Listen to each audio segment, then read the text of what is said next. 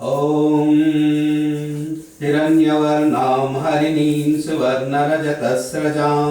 चन्द्रां हिरण्मयीं लक्ष्मीं जातवेदो महावः तामावः जातवेदो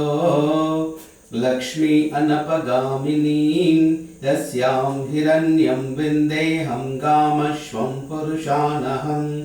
अश्वपूर्वां रथमध्याम् अस्तिनादप्रबोधिनीं श्रियं देवी उपह्वये श्रीर्मा देवीर्जुषतां कांसोस्मितां हिरण्यप्राकारमार्द्रां ज्वलन्तीं तृप्तां तर्पयन्ती पद्मे स्थितां पद्मवर्णां त्वामिवोपह्वये श्रियं चन्द्रां प्रभासां यशसा ज्वलन्ती श्रियं लोके देवजुष्टामुदारां तां पद्मिनीं ईं शरणमहं प्रपद्ये अलक्ष्मीर्ये नश्यतां त्वां वृणे आदित्यवर्णे तपसोऽति जातो वनस्पतिस्तव वृक्षोत बिल्वः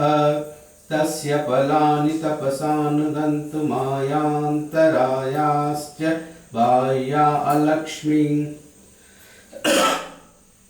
उपैतु मां देवसखा कीर्तिश्च मणिना सह प्रादुर्भूतोऽस्मि राष्ट्रेऽस्मिन् कीर्तिरुद्धिं ददातु मे क्षुप्तिपाशामलां चेष्टा अलक्ष्मीर्नाशयाम्यहम्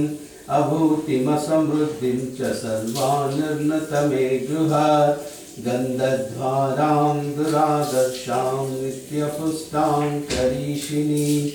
ईश्वरीं सर्वभूतानां त्वामिवोपह्वये श्रियं मनसा कामाकुतिं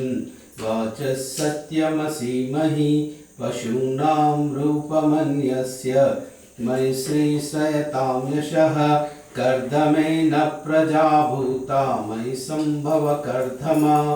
श्रियं वासय मे कुले मातरं पद्ममालिनीम् आपः सृजन्तु स्निग्धानि चिक्लीतवस मे गृहे निच देवीं मातरं श्रियं वासय मे कुले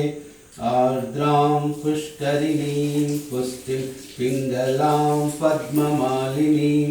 चन्द्रां हिरण्मयीं लक्ष्मीं जातवेदो मावः आर्द्रां यक्षरिणीं यष्टिं सुवर्णां हेममालिनीं सूर्यां हिरण्मयीं लक्ष्मीं जातवेदो मावः तामावः जातवेदो लक्ष्मी अनपगामिनीं यस्यां हिरण्यं प्रभूतं गावो दास्यो स्वान् विन्देहं पुरुषानहम् ॐ श्रीं ह्रीं श्रीं कमले कमलालये प्रसीद प्रसीद श्रीं ह्रीं श्रीं ॐ श्री महालक्ष्मी देव्यै नमः महालक्ष्मी च विद्महे विष्णुपत्नी च धीमहि तन्नो लक्ष्मी प्रचोदयात् ॐ श्रीं ह्रीं श्रीं कमले कमलालये प्रसीद प्रसीद श्रीं ह्रीं श्रीं ॐ श्री महालक्ष्मी देव्यै नमः। लोकाः समस्ताः सुखिनो भवन्तु सर्वे जनाः सुखिनो भवन्तु।